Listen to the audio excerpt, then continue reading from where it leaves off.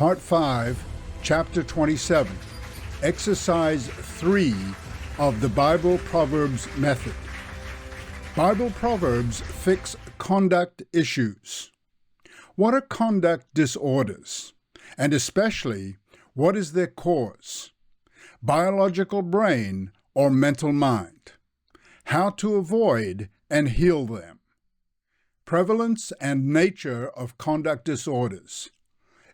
In the U.S. vice presidential debate, Vance addressed the question of mental health and just how widespread it is. We unfortunately have a mental health crisis in this country. See excerpt from the video below. It's not the only one. Michel Barnier, the Prime Minister of France, declared 2025 the mental health year in that country. Let's see the classical analysis of conduct disorders from Nationwide Children's Hospital. Conduct disorder refers to a group of behavioral and emotional problems characterized by a disregard for others. Children with conduct disorders have a difficult time following rules and behaving in a socially acceptable way. Their behavior can be hostile and sometimes physically violent. Note 2 points right from the start. First, we find children with conduct disorders across all races, cultures, and socioeconomic groups. Sam's comment: conduct disorder exists everywhere and is not exclusive to any specific group. We need a global solution. And secondly, research has found that children and teens with conduct disorder seem to have an impairment in the frontal lobe of the brain. Sam's comment: this is the article's only mention of biological and neurological causes. I'm not saying neurology doesn't play a part. Indeed, there can be minor or severe brain damage that impairs the mind. That's out of the scope of the Bible Proverbs method. The article goes on to list many external influences. 1. Having experienced abuse, parental rejection, or neglect. 2. Being diagnosed with other psychiatric disorders. 3. Biological parents diagnosed with ADHD, alcohol use disorder, depression, bipolar disorder, or schizophrenia. 4. Poor nutrition. 5. Living in poverty. 6. Maternal psychopathology. 7. Poor parenting, lack of parental involvement. 8. Inconsistent, overly harsh, or otherwise ineffective discipline. 9. Exposure to violence. Society, I'd add sex. And 10. Peer delinquency, also society. 11. Having been subjected to physical, sexual, and/or emotional abuse. And finally, 12. Lack of adequate parental or other adult supervision.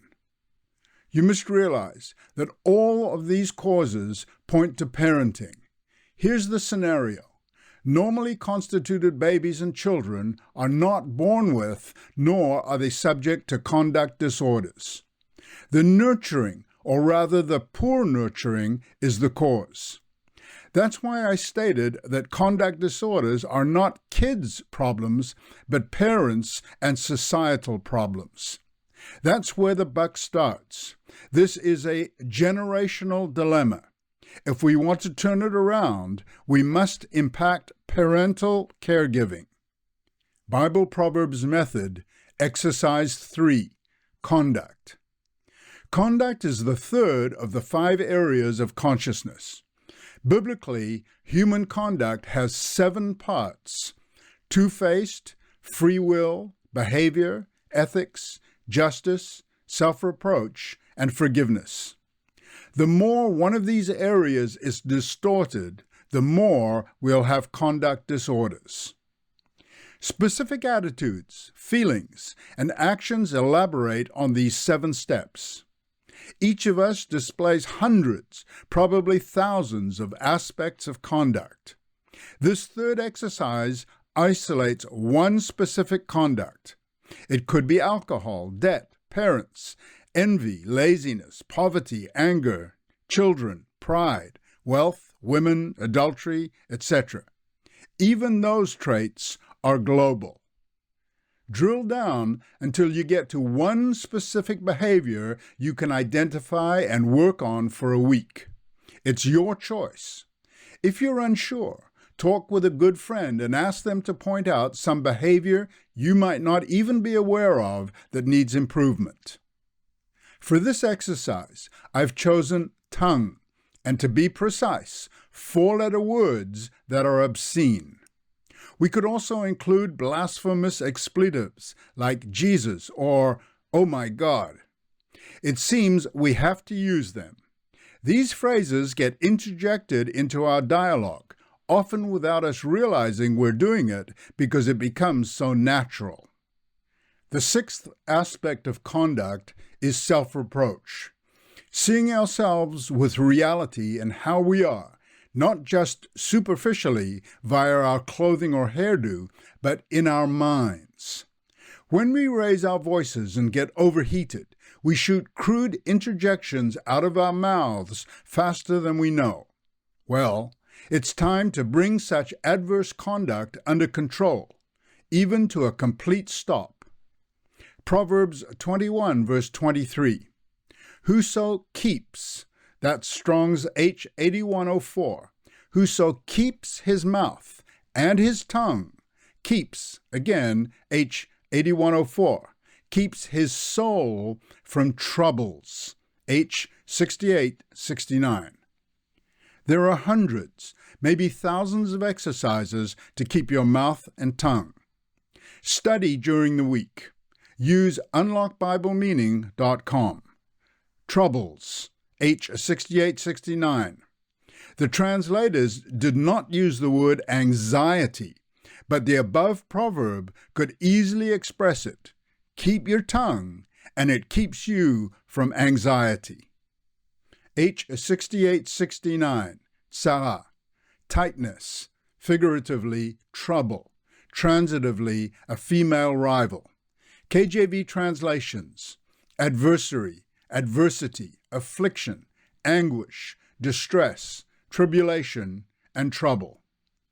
Study the meanings of the word keep, H8104.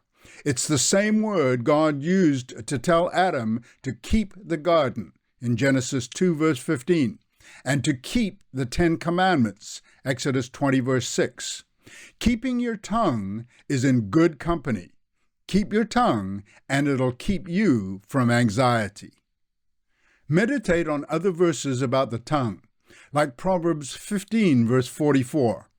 A wholesome tongue is a tree of life, but perverseness therein is a breach in the spirit. A curse word might be less serious than perverseness. Nonetheless, it is perverse to a degree. If you're a parent using foul language at home, it impacts one person, your child or children. Don't be surprised when your child exhibits the same disorder as you, since kids mimic dad and mom's behavior. This proverb affects both the younger and older generations and should especially be taken seriously by the latter.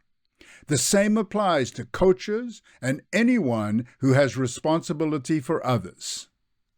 Articles and quotes about swearing and not swearing. How I finally learned to stop swearing. Remember, you need critical thinking when you read everything. The author of this article goes for hypnotism. Learn what hypnotism is.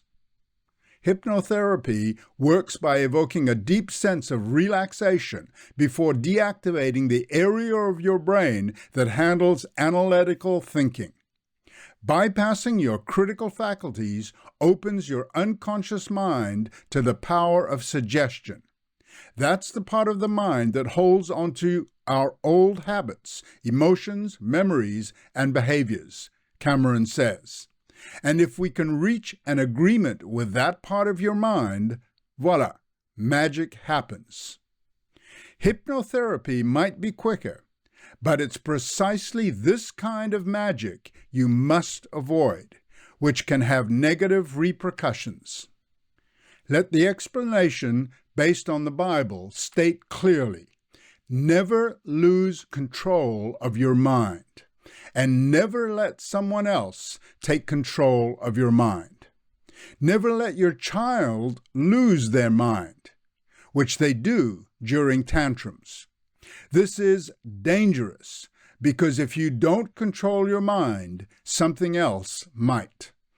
A word to the wise: you do not want that. Your mind is the most essential commodity you possess. Use the correct therapies to beat bad habits, conduct disorders, and anxiety. Use the Bible Proverbs method. I searched high and low for a psychology article that treated the specific conduct disorder of cussing, and couldn't find one that condemned it, except for biblically oriented ones. A study in the National Library of Medicine even showed cussing is an excellent characteristic for reducing stress. It shows that we need critical thinking to separate wisdom from foolishness. Other quotes agree swearing is a no-no. The foolish and wicked practice of profane cursing and swearing is a vice so mean and low that every person of sense and character detests and despises it. George Washington. Some would say, well, that was over 200 years ago. Here's another quote. I was brought up in the Boys' Brigade and grew up not swearing. It's so lovely to behave decently, civilly. Jimmy Hill, English TV football broadcaster. Proverbs 15, verse 23. A man has joy in the answers of his mouth, and a word spoken in due season. How good it is.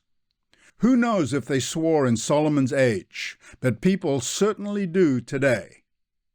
Focus on a word you use and catch yourself saying it. It's usually just interjected into the sentence. Make a shift from conduct disorder and omit it. Keep it simple. That is, work on one word or phrase. However, you might find all your cussing will come to light. That's even better.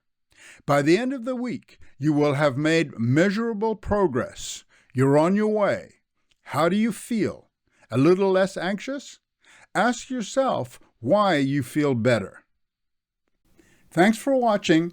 Listen to the next chapter of Mind Refreshed. Click on the link in the description below or scan the QR code and buy Mind Refreshed to nurture and heal mental health.